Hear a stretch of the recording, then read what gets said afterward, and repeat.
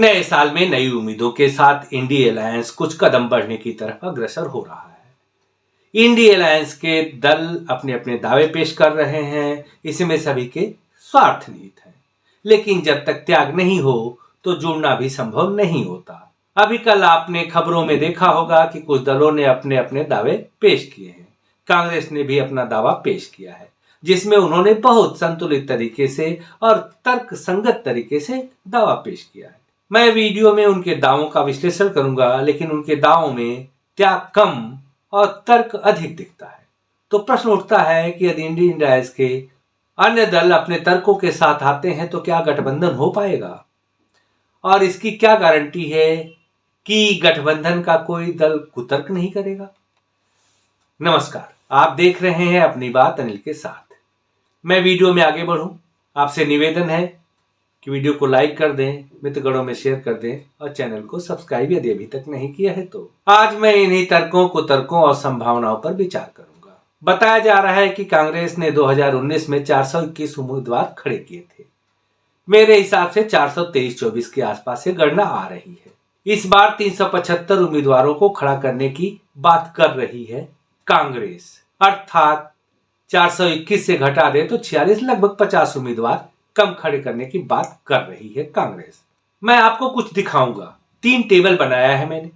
पहली टेबल जिसमें कांग्रेस का प्रभुत्व है यदि अलायंस की बात करें तो, और दूसरी टेबल है जहां कांग्रेस को अपने गठबंधन के साथियों से समझौता करना है। तीसरी टेबल में छोटे राज्यों का विवरण है, इसे भी कांग्रेस को ही ध्यान में रख करके बनाया गया है। तो आइए पहली टेबल पर नजर डालते हैं, जहां कांग्रेस का मुकाबला सीधे बीजेपी से है और अलायंस के दलों के साथ कोई विवाद नहीं है। आप टेबल पर देख सकते हैं कि पहले राज्य दिया हुआ है, कितने सीटें हैं, वहां पर कांग्रेस ने कितने उम्मीदवार खड़े किए थे 2019 में, और तीसरे कॉलम में देख रहे हैं कि कितने पर जीत हासिल हुई थी कांग्रेस को। अब यहां पर आप देख रहे हैं कि कुल 215 सीटें हैं इन राज्यों में और 205 पर उम्मीदवार खड़े किए थे कांग्रेस ने। यहां पर कर्नाटका में 7 सीट इन्होंने दे दी थी जेडीएस को, जो अब गठबंधन में नहीं है, यानी वहां पर अपने उम्मीदवार खड़े कर सकते हैं, तो हो जाते हैं 212। उड़ीसा में 3 उम्मीदवार इनके कम खड़े थे, वहां से नहीं मिले, इसकी जानकारी मैं नहीं इकट्ठा कर पाया हूं, यानी 212 तो ये खड़े कर सकते हैं। यहां पर किसी तरह का विवाद नहीं है, लेकिन यदि कोई दल अपने यहां इनको सीट देता है तो निश्चित रूप से इन राज्यों में 1-2 सीट की डिमांड कर सकता है। इसमें समाजवादी पार्टी भी आ सकती है और बिहार का आरजेडी भी आ सकता है, या अन्य कोई भी दल है जो यहां पर आने की कोशिश कर सकते हैं। तो निर्विवाद क्षेत्र है ये कांग्रेस का। कोई आता है तो ये कांग्रेस की परमिशन से ही इस क्षेत्र में घुसपैठ करेगा। लेकिन यहां पर एक और है कि एक छत्र है लेकिन दूसरे नंबर पर है। इसमें एक छत्र जीत मिली हुई है बीजेपी को।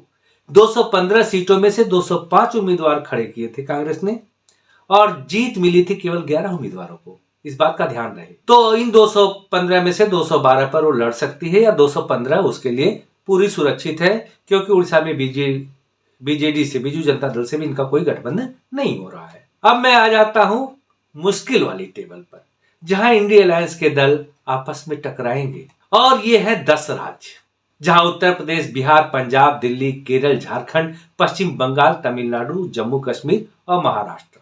तो कांग्रेस ने यहां पर जो बताया जा रहा है कि इन राज्यों में से 85 सीटें कांग्रेस ने मांगी है। बहुत ध्यान से इस टेबल को देखिएगा। उत्तर प्रदेश में सीटों की संख्या 80, कांग्रेस ने पिछली बार उतारे थे 67 उम्मीदवार, 1 पर जीत हासिल हुई थी। इस बार कांग्रेस मांग रही है उनसे 10 सीटें। बिहार में पिछली बार कांग्रेस ने 9 उम्मीदवार खड़े किए थे और 1 पर जीत हासिल की थी, और 9 पर ही मांग रहे हैं। लेकिन यहां पर एक दिक्कत है कि अगर 9 सीटें इनको मिल जाती हैं, 26 ले लेती है आरजेडी, तो बाकी 4 बचती हैं जो सीपीआई ले लेगी, तो जनता दल यूनाइटेड को क्या मिलेगा? तो कहीं इनकी साठगांठ से ऐसा तो नहीं कि इनको पता है कि नीतीश के साथ हम ऐसा व्यवहार करेंगे कि लोकसभा तक अपने आप ही भाग जाएंगे? इसकी भी एक संभावना बनती है। पंजाब और दिल्ली, पंजाब में 8 सीटें जीते थे, तब कुछ और था, लेकिन आम आदमी पार्टी जिस प्रचंड बहुमत के साथ आई है, तो वहां पर यह माना जा रहा है कि लोकसभा में कांग्रेस की दाल नहीं गलेगी। लेकिन यह कहना बहुत सही नहीं है, क्योंकि जिस दिल्ली में प्रचंड बहुमत से आम आदमी पार्टी आती है, उसी दिल्ली की 7 लोकसभा सीटें बीजेपी को मिल जाती हैं। तो वहां पर कांग्रेस अपना दावा छोड़ने वाली नहीं है, और कहीं भी लगता है कि आम आदमी पार्टी इन्हीं दोनों राज्यों में है तो अपने कदम पीछे भी नहीं हटाएगी। दिल्ली में कुछ समझौता हो सकता है, कांग्रेस 5 मांग रही है, लेकिन आम आदमी पार्टी किसी कंडीशन में 5 सीटें दिल्ली में कांग्रेस को नहीं देने वाली है।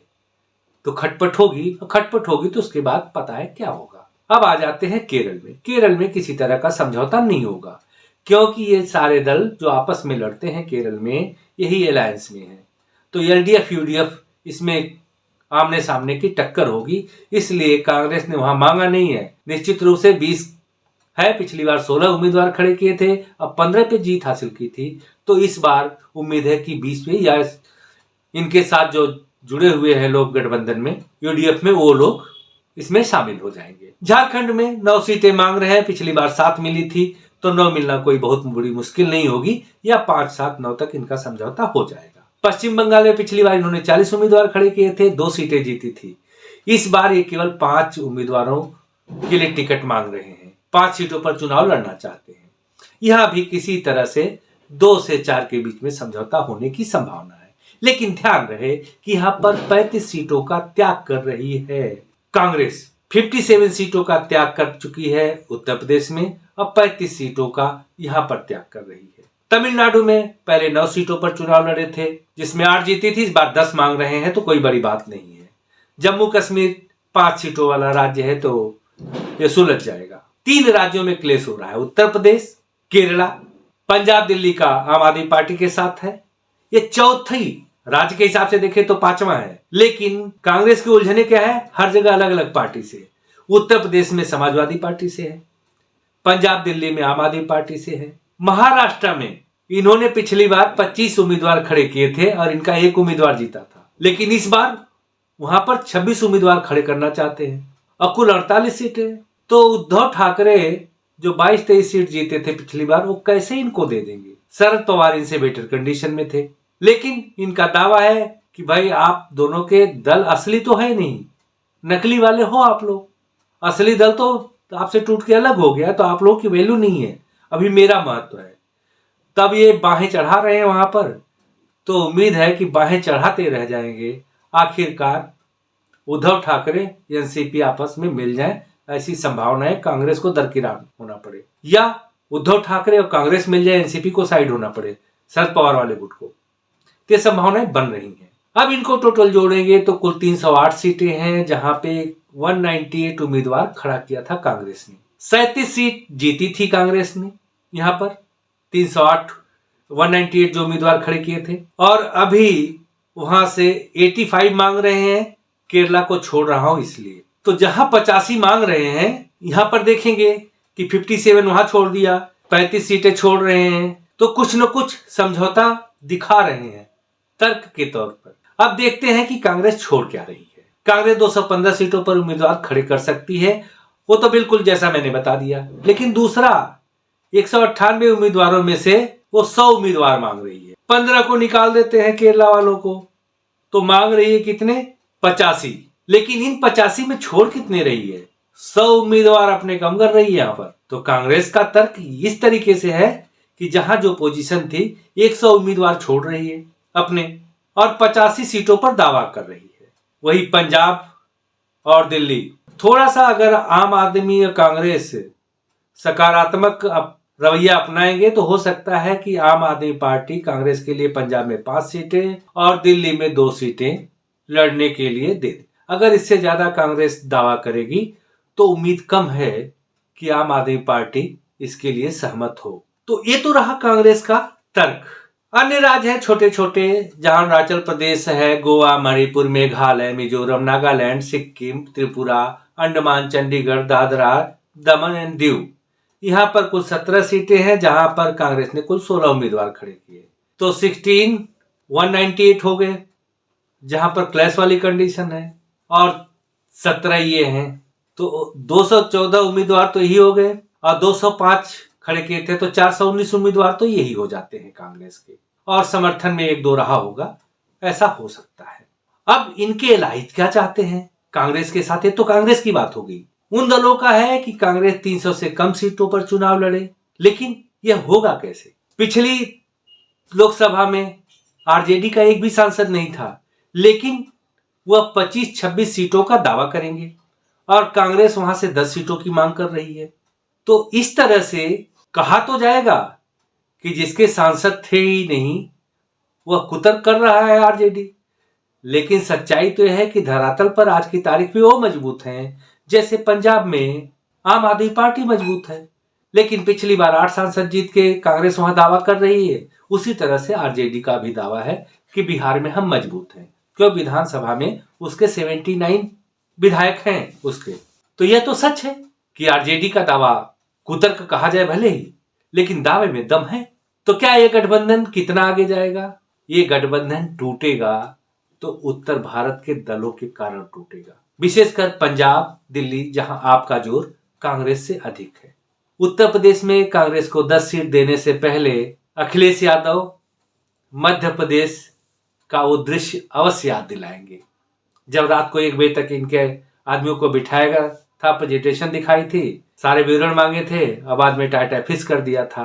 तो हो सकता है गठबंधन के लिए अखिलेश हाँ कर दे और बाद में इनके खिलाफ उम्मीदवार खड़े कर दे। और ऐसा बिहार में भी हो सकता है कि जनता दल को अगर संतोष पर सीटें नहीं मिलती हैं तो वहां भी ऐसा ही होगा, लेकिन ऐसी संभावना क्यों जताई जा रही है कि 25 सीटें 26 सीटें लालू ले लेते हैं, 9-10 कांग्रेस को मिल जाती है, 4-5 सीपीआई ले जाएगा, तो फिर जनता दल की जगह कहां है? नई सीटें बनानी पड़ेगी और वो सारे दल पहले से एक हैं, यही है बंदर की तरह जम करते हैं नीतीश कुमार। तो हो सकता है बंदर को डाल न मिले और कहीं लुढ़क के नीचे आ जाए।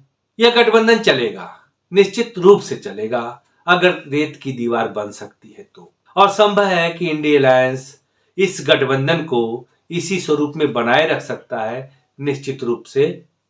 तो क्या यह गठबंधन चलेगा? यह गठबंधन इसी स्वरूप में तभी चल सकता है अगर रेत की दीवार बनाई जा सकती है तो। हाँ, रेत में कुछ सीमेंट मिला दिया गया तो निश्चित रूप से एक नया गठबंधन हो जाएगा, वो नए स्वरूप में आए। इसी स्वरूप में इस गठबंधन का चलना असंभव सा लग रहा है। तो क्या रेत की दीवार बनेगी? देखिए, बना पाते हैं तो अच्छी बात है, क्यों हम तो चाहते हैं कि एक मजबूत विपक्ष हो। तो कैसी लगी वीडियो? लाइक, शेयर, चैनल को सब्सक्राइब अवश्य करते जाइएगा। अभी के लिए इतना ही, मिलेगा अगली वीडियो में, तब तक के लिए नमस्कार, जय हिंद।